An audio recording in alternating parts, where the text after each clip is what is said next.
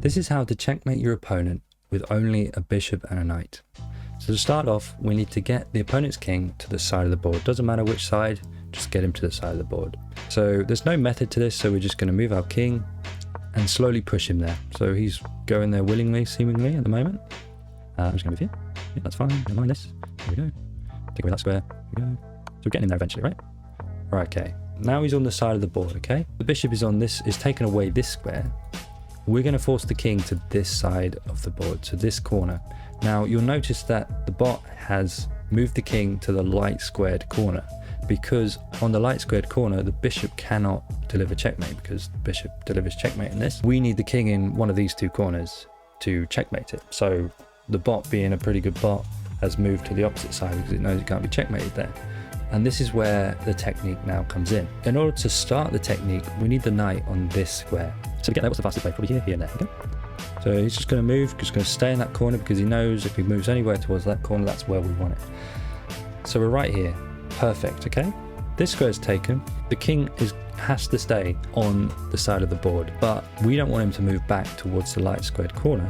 So we're going to take away that square with the bishop. And now, this is where this kind of like zigzag pattern that the knight does comes into play, because you'll notice that the king can currently get there. So we're going to move the knight and just cover it. Pretty simple. Let's go there. And now we're going to move the king. You might think, oh wait, the king can escape, but don't worry about that. It's part of the plan. So we're just going to move the king. Now, these squares are taken. The king can go to any of these two squares and this square. We don't actually mind if the king goes to one of those two squares currently. We don't want him going to this light square, because then he's going to be able to escape and get to a light squared corner, which we don't want. So we're going to continue the zigzag and take away that square with our knight. There we go. So now he's on one of these two corners. Again, we don't want him escaping here because he'll just run to this corner and we'll have to start all over again. So we're going to take away this square with our bishop. So we go here. And now these two squares are taken by the knight. This square is taken by the bishop. These two are taken by the king. So he has to go to one of these two squares. We need to move something. So we're going to move the bishop just here. It doesn't actually matter which square, as long as it stays on this diagonal, you're absolutely fine, because we just need to keep taking that square away. This square is taken by the king, so we don't need to worry about that. So I'm just going to move here. Now the king's moved here. If he moved here, we'd do exactly the same moves. It doesn't really matter. But now these two squares are taken. Well, that square is taken. This square is taken by the king. We need to get the opponent's king back to the side of the board.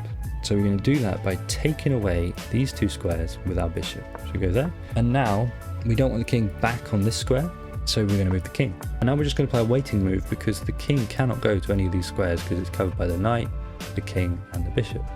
So we play a waiting move, which is just keep this bishop on this diagonal. That's all we've got to do. So I'm going to move here for this one. Now the king is here.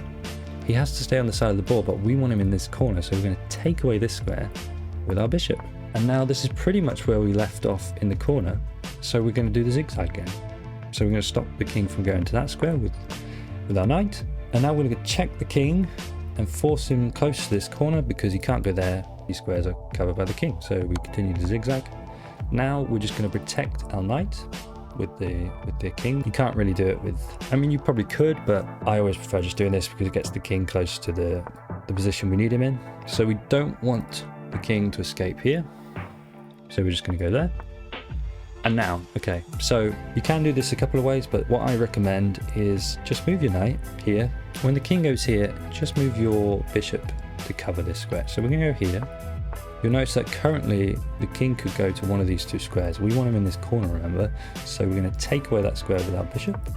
Now, in order to deliver the checkmate, the knight needs to be on this square. Well, it could be on that square as well, but because we're here, it needs to be on this square. In order to do that, we can't just jump there right now, because it would be stalemate, because these two squares are taken by the king. If we jump there, this square would be covered by the knight and it would be stalemate. So we don't want to do that. So we need to play another waiting move.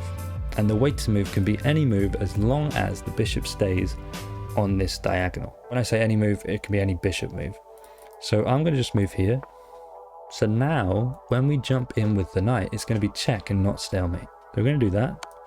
Forces the king back into the corner, and now this is checkmate. And that is how you checkmate your opponent's king with only a bishop and a knight. If you want to see this in action, video above me, I played Martin with only a bishop and knight, so I kind of had to use this technique. So I'll see you there.